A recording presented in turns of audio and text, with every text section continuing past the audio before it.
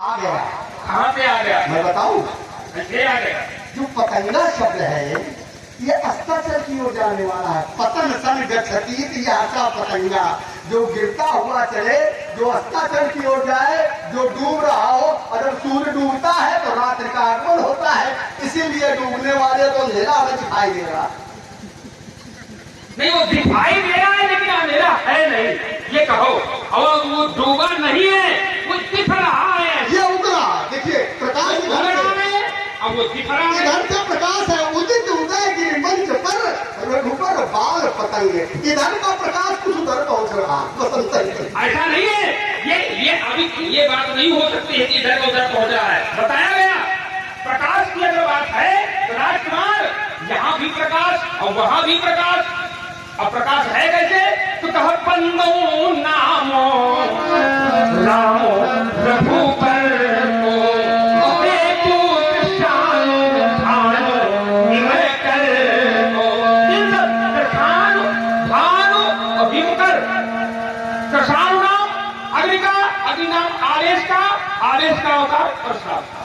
भानु भानु बन चुके राम और भीमकर आगे आने वाले समय पर जिसको चंद्रवंश कहा जाएगा। तो राजकुमार बहुत विशेषता है कृषाणु भानु और भीमकर। सूर्य की तुलना हो रही है। ये राम के नाम का प्रभाव यहाँ पर बताया। कैसे? तो अगर देखा जाए कि सूर्य अगर एक उदय हो रहा है, तुम कह रहे हो कि एक तो हमें अंधेरा दिखा। अच्छा, तुम देख सकते हो लेकिन किसी को नहीं दिख सकता कि यहाँ अंधेरा है। पहले से जाना है, जिस समय आपका जो आगमन हुआ बात कोई हल्की नहीं जाएगी, जुड़ेगी कहीं न कहीं से। जिस समय महात्मा परशुराम जी का आगमन हुआ संसार में, तो इनके लिए क्या बताया गया?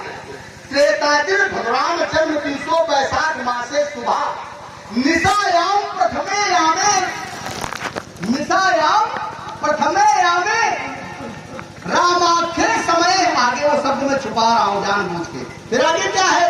स्वेच्छे खड़ ग्रहे युक्त मिथुन राय संस्कृत रेणुका गर्भाद त्याग।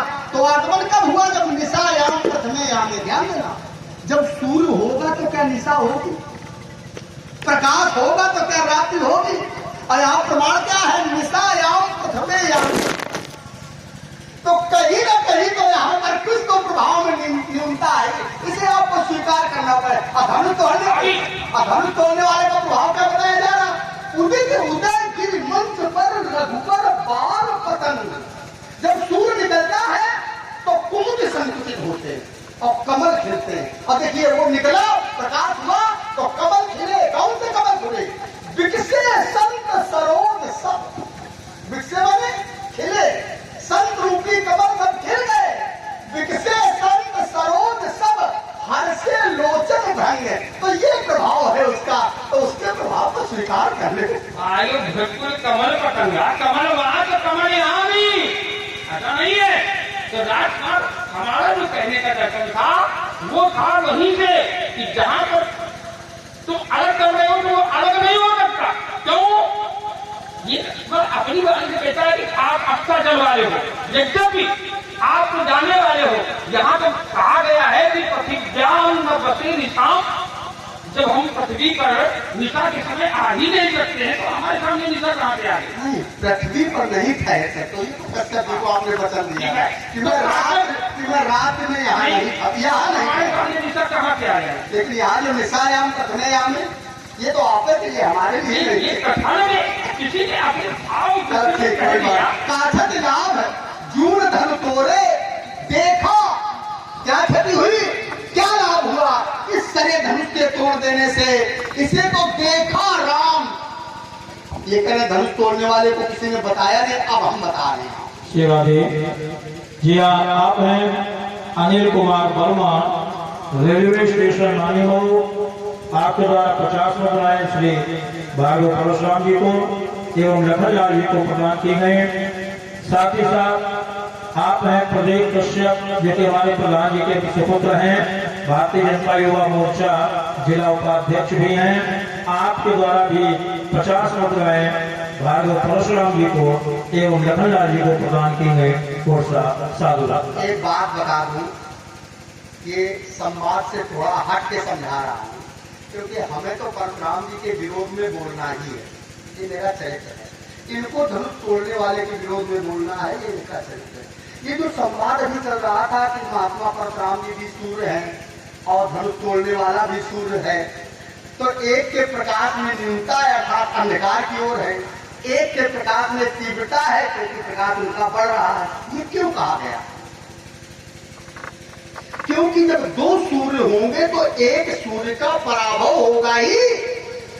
एक भूमंडल पर या एक ब्रह्मांड में एक ही सूर्य ठहर सकता है, दूसरा सूर्य ठहर नहीं सकता है।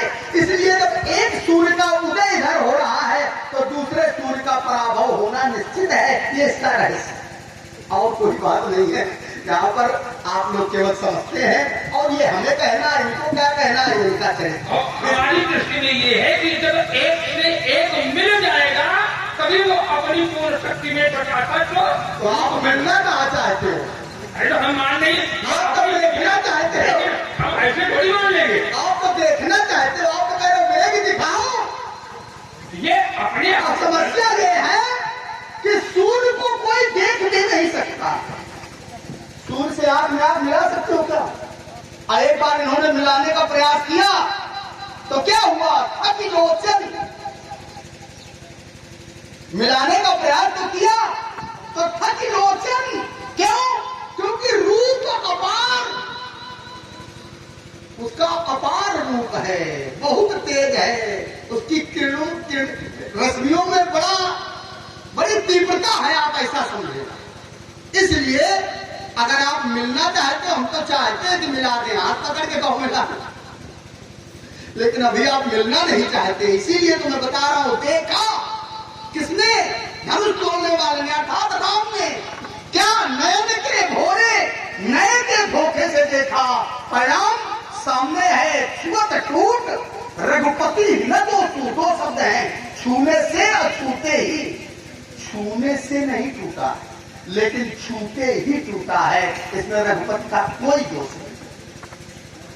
चलिए, लक्ष्मण कुमार के कथनानुसार अब इसमें एक विचार चिंतन और हमारा आ रहा है। जी जी। चिंतन ये है कि सूर्य को कोई देख नहीं सकता।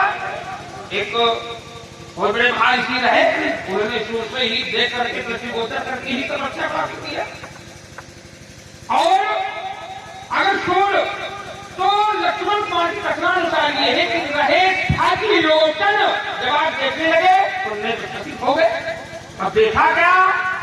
रूप अपार। अब यहाँ पर हमारा चिंतन ये है कि मार मदमोचन। हमने क्या देखा? वो मार मदमोचन कौन है? भगवान शंकर। भगवान शंकर का दर्शन हमने किया और भगवान शंकर में अगर उसका दर्शन होने लगे तो वहां पर पूरा स्पष्ट हो जाए। भगवान शंकर में उसका दर्शन कर रहे हो तो उसमें भगवान शंकर का, उसमें भगवान का, उसमें भगवान शंकर के दर्शन। और अगर भगवान शंकर में उसका दर्शन होने लगे तो वो स्पष्ट हो जाएगा। जब तक ये नहीं होगा, या आज तक भी धरातल में जितने भी अपने इष्ट के, अपने स्वामी के, अपने परमात्मा के अनुराग में, भक्त में डूबते हैं, जब तक ये उपस्थिति नहीं जीवन में आती तब तक उसकी पूर्ण रूप से स्वीकार नहीं होती। अगर आपके चिंतन में या आपकी दृष्टि में जब ये भाव आ गया कि उसके ऊपर जब दृष्टि गई तो आपने भगवान शंकर का दर्शन किया, ये दिव्य सिद्धांत ये है।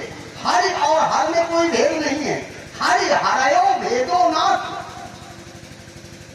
ये सिद्धांत है। हरि माने विष्णु, हर माने भगवान शंकर। भगवान शंकर और विष्णु में कोई भेद नहीं है। तो हरि को हर दिखाई दे या हर को हर दिखाई दे कोई, लेकिन अगर आपने उसमें हर को देख लिया तो बिल्कुल विरोध नहीं करना चाहिए।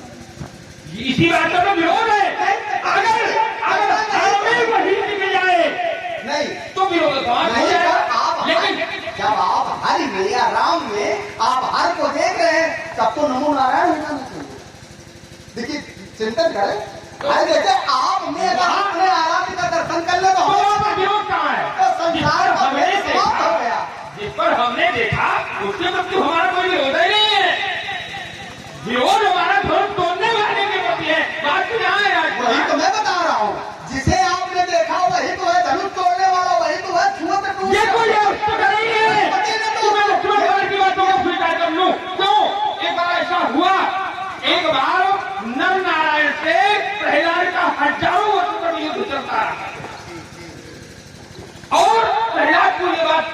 संज्ञान में नहीं थी, जानकारी में नहीं थी कि मैं जिनसे युद्ध कर रहा हूं वो स्वयं परमात्मा है।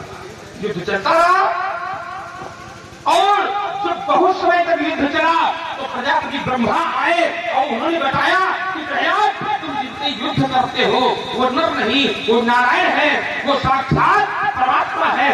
तो प्रजापति ब्रह्मा की बातों को सत्य मान करके प्रहलाद ने शस्त्र डाल दिया। तो लक्ष्मण की बात को सत्य मान करके अभी बात पूरी नहीं हुई। और न तो तुम ब्रह्मा हो न तुम ब्रह्मा जैसे हो कि लक्ष्मण की बात पर राम मान, तुम्हारी बात तो हम माने नहीं सकते। देखिए कभी कभी आदमी यही धोखा खा जाता है। कहते लक्ष्मण ना तो तुम ब्रह्मा हो, तो केवल ब्रह्म की मानोगे और किसी की नहीं मानोगे। हो सकता है कि हम उससे भी कुछ ऊपर हो या समकक्ष के हो, हम अपने मुख से न कहेंगे, लेकिन विद्वानों ने जो कहा वो तो आप समझ ही रहे। वशिष्ठ जी ने अच्छा वेदों की तो मानोगे, लक्ष्मण की ना मानो, वेदों की वो मानना चाहिए। और वशिष्ठ जी क्या कहते हैं, वेद तत्व न बताओ शुद्ध, ये हम नहीं कह रहे, लक्ष्मण की ना मानो, वशिष्ठ जी की नहीं कह रहे, वो जिनसे कह जाए वो माने।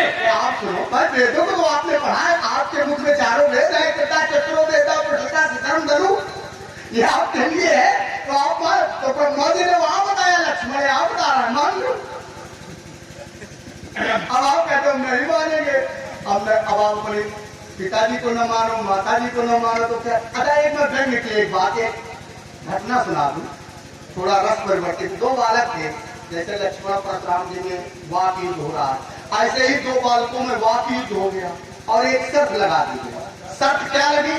एक बालक कहता था कि माता का दूध का रंग काला होता है और एक बालक कहता था माता के दूध का रंग सफेद होता है।